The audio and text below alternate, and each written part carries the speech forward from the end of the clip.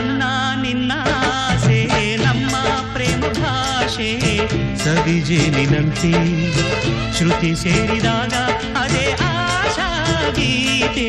ನನ್ನ ನಿನ್ನ ಆಸೆ ನಮ್ಮ ಪ್ರೇಮ ಭಾಷೆ ಸವಿಜೇನಿನಂತೆ ಶ್ರುತಿ ಸೇರಿದಾಗ ಅದೇ ಆಶಾ ಗೀತೆ.